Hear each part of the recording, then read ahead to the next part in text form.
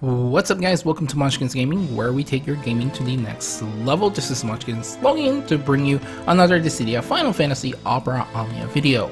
And welcome to my video guide for Exdeath's event called Tree for the Void. And this is of course going to be on the Chaos difficulty fight. Before we start, like and subscribe if you haven't already. Really do appreciate all the support you guys give me. And without further ado, let's start this video. Now, as always, we'll start this off with the final boss's abilities, weaknesses, resistances, and the elements that they can absorb. This time around, we are going to be facing two dwellers, which are Astaroth-type enemies. It doesn't have any weaknesses, nor does it have any resistances, and it doesn't have elements that it can absorb as well. For its abilities, it has Magic Slug, which is a Magic Brave attack. It has a plus variant, which will have a high turn rate. Next up is Radiate, which is its magic HP attack. Next up is Guiding Light, which is a magic brave attack, which also grants itself a brave regen and HP regen buff to itself. The plus variant will have a high turn rate. Next is Wild Spear, which is a melee brave attack, which can also inflict a defense down debuff. And this also has a plus variant, which again will have a high turn rate. Next up is Spirit's Judgment. This will basically absorb half of all the enemy's brave, and they will do a group magic brave attack. Plus, the stolen brave may exceed their max brave as well, so this is a very dangerous ability. This will grant them a brave damage resist to themselves. And this will have a plus variant as well, which will have a boosted brave damage resist more than its non-plus variant. Next up is Radiant Shade, which basically recovers itself from the break status and will do a group magic brave attack plus HP attack. Next up is the plus variant for Radiant Shade, which basically gives it a higher turn rate once again. Next up is Piercing Spear, which is a melee brave attack, which grants itself a max brave buff to itself. It will also have a plus variant, giving it a higher turn rate. Next is Break Counter. This basically increases its brave and will enter itself in the counter mode, which it will have a yellow aura around it. Basically, they will counter every time you break them. So they will use Counter Guiding Light, which basically they use during counter mode. This will counter with when afflicted with break again, and increases its brave when its brave is less than its initial brave, and will do a magic brave attack plus HP attack. This also increases their brave and inflicts an initial brave down debuff. There is also a plus variant to this counter ability, which is going to be just a much better version than the non-plus variant. Now, of course, this will cancel itself after 1 or 2 turns. Basically, it will enter cancel break counter, which basically cancels the counter mode. Next up is going to be Seeking Vengeance. This will increase their attack, defense, and speed. Now, this only happens if you do kill one of them. This is basically their enrage sort of ability. Next up is, I hope I pronounced this right, Augur, which basically raises all its stats, and this has a plus variant once again, which just further raises their stats. Now, the final thing here to note is the enemies, or the bosses I should say, will be immune to blind, poison, and the sap debuffs as well. Okay guys, so now I think let's move on to the general tips and guide. The first one is to save about 60 to 70% of your abilities for the final wave. Now, this is not really essential, but if you can save some of your abilities towards the end of the fight, this is only going to be a 2-way fight, so you can definitely save that much of your abilities. We do have 110 turns in, limit, a soft limit, I should say, in order for you to get the mission score. So 110 turns is quite a lot, so you can definitely use your HP++ attacks in order to save some of your abilities, so you can use them on the final wave. Next up is, of course, the boosted characters. There are 4 for this one. It's Exdeath, Warrior of Light, Gilgamesh, and of course Fran. For other characters to consider, you have Galuf, Kryle, Setzer, General Leo, Edge, Yuri, Sarah, Tifa, Beatrix, Vayne, Planet Cecil, Zack, Bartz, Ash, Vaughn, Noctis, Arnea, Sephiroth, Golbez, Emperor, or Jet. Now it's important to note that having like splash damager, you do want to try and avoid using those splash damage, or specifically those splash brave damage, when one of them is in their counter mode, so just a little note there. For healers plus brave battery, of course, we have an option between Selfie, Rem, Eiko, Ignis, Rosa, Pinello, and of course Ishtola. And for the summon, you can really bring whoever you want, Ifrit, Shiva, Ramu, Brothers, Pandemonium, or even Leviathan if you really want. I do prefer, once again, to just bring Shiva. I think she's the most balanced one out of all these summons. Okay guys, now I think it's time to move on to the general strategies that I use in order to defeat this fight. So let's start this off with the friend support. Now, I put here Arnea or Setzer, but you can definitely bring General Leo here as well. Now, I do want to warn you again, guys, that if you are using like splash damager, like brave damager, like Arnea or Setzer, it's best to use them while the boss is not on their counter mode.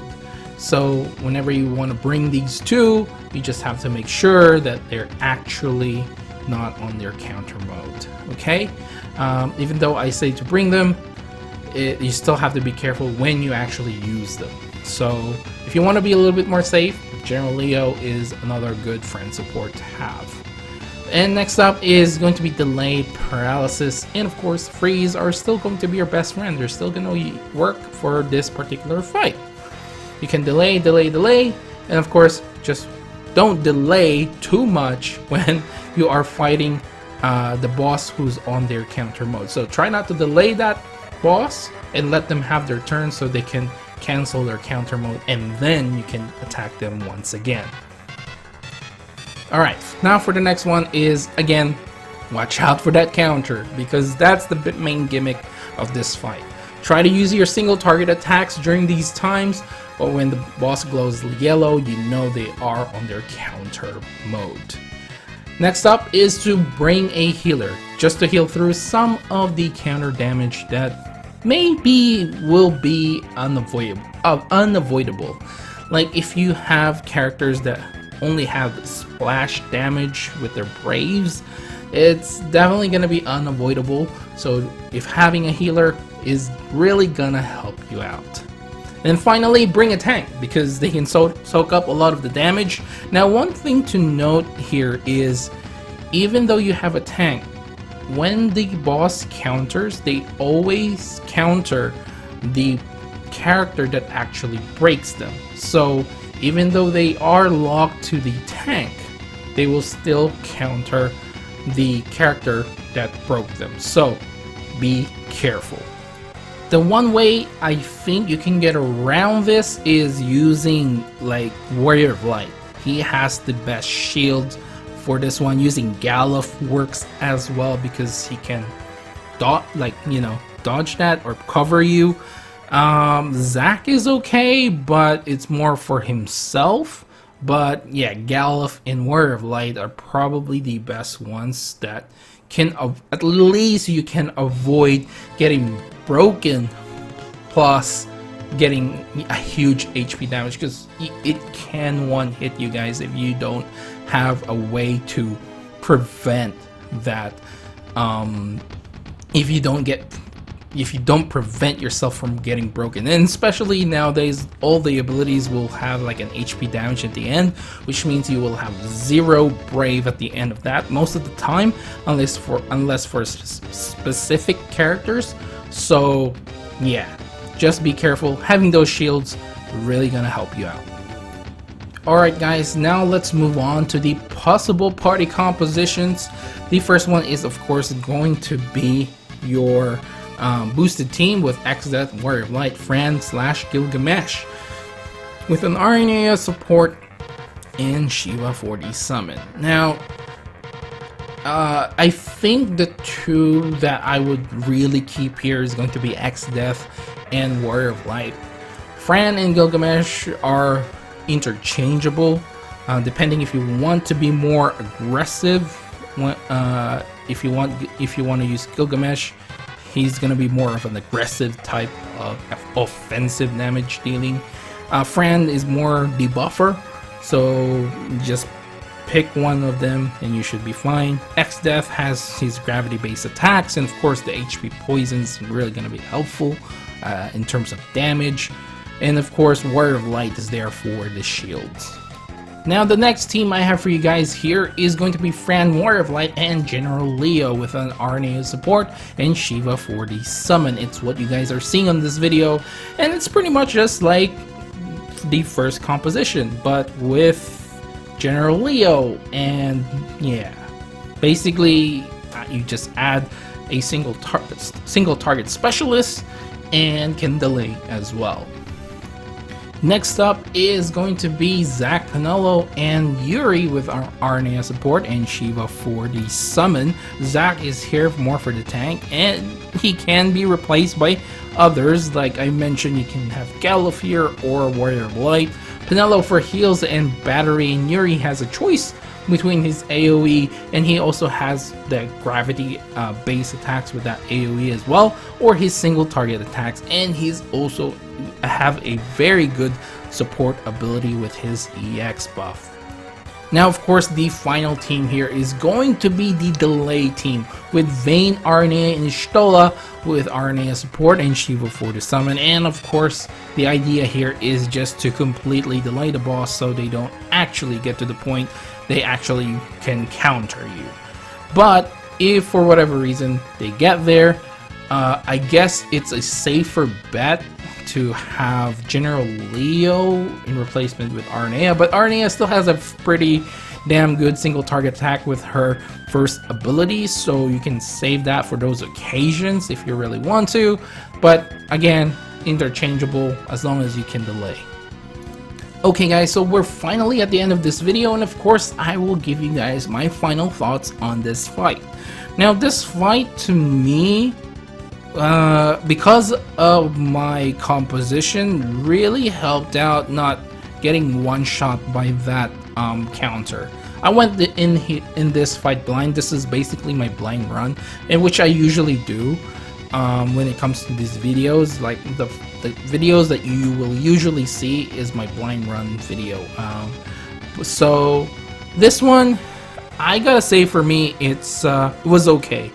I thought that it was a middle of the road chaos difficult fight, but again, that is because I had Warrior of Light. Now my Warrior of Light is 0 out of 3, guys. He's not insane when it comes to damage, and yeah, he's okay. My Warrior Light, that is. So in saying that, you know, I gotta say this is a pretty scary fight. I would say not difficult if you know your way around how to go around the gimmick. There's a bunch of different things you can do. You can just make sure you have enough brave. You can just delay, like I said. You can not target that. Make sure you don't have any splash damage dealers or splash brave damage dealers. So there's a lot of ways to go around it. So I gotta say, yeah, it's going to be middle of the road for me, guys. It is definitely a dangerous fight, but if you know how to go around the gimmick, you should be fine. So yeah, going with the middle. Anyway guys, I think I'll end the video right here. Please do remember to click like, subscribe if you haven't already. Again, it does help my channel to grow, and of course helps with the YouTube algorithm as well. And I really do appreciate all the support that you guys give me. I can't really thank you guys enough. Make sure to leave down in the comments below which team you used to beat this fight. And of course follow me on Twitter and on Facebook at Munchkins Gaming. This is Munchkins logging off, and I'll see you guys in the next level.